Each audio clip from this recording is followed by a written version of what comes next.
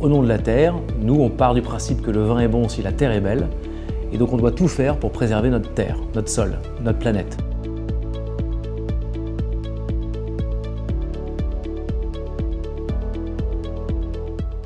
Ce credo, lancé par Ludovic Duplessis, le patron de la maison Telmont, à Damery, au cœur de la vallée de la Marne, résonne avec force et actualité.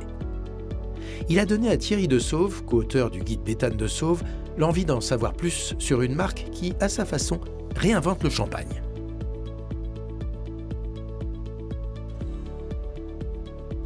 L'histoire de Telmont commence au début du XXe siècle, au sein d'une famille vigneronne, les L'Hôpital.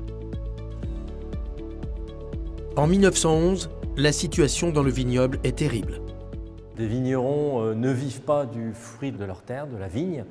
Mon arrière-grand-père Henri en fait partie. Ça donne lieu à des escarmouches qui deviennent très vite des révoltes. Ça démarre à Damery, entre Damery et Venteuil. Après, ça s'étend à d'autres villages. Le sang coule, on fait appel à la garde républicaine. C'est un peu le feu dans la campagne, un feu dans les vignes.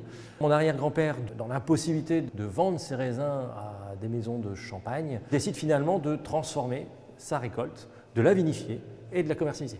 Il commence à prendre son destin en main. Mon arrière-grand-père était musicien et à ce titre, il a composé un hymne, Gloire au champagne, où une phrase qui est un symbole très fort à l'époque, mais qui est reprise au nom de la terre aujourd'hui, c'est « On ne triche pas avec la terre de Champagne ». Depuis 1912, Telmont ne triche ni avec la terre, ni avec les vins de Champagne. Chaque génération a apporté sa pierre à l'édifice. Chef de cave de Telmont, Bertrand L'Hôpital a ainsi fait le choix de la viticulture en biodynamie.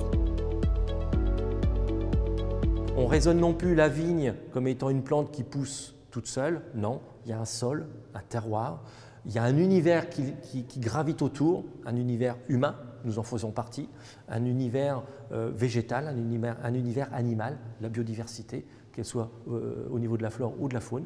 Tout ça, maintenant, nous le raisonnons. Et c'est vrai que c'est là où il y a du changement. Nous ne raisonnons plus la vigne comme étant un outil de production uniquement de raisins, mais nous la raisonnons dans un ensemble plus global où il y a des équilibres à obtenir. C'est là le changement, c'est qu'on recherche aussi un équilibre déjà dès la vigne. En poursuivant avec Bertrand L'Hôpital cette saga centenaire, Ludovic Duplessis et le groupe Rémy Cointreau font installer des règles d'or qui vont permettre à Telmont de franchir une nouvelle étape.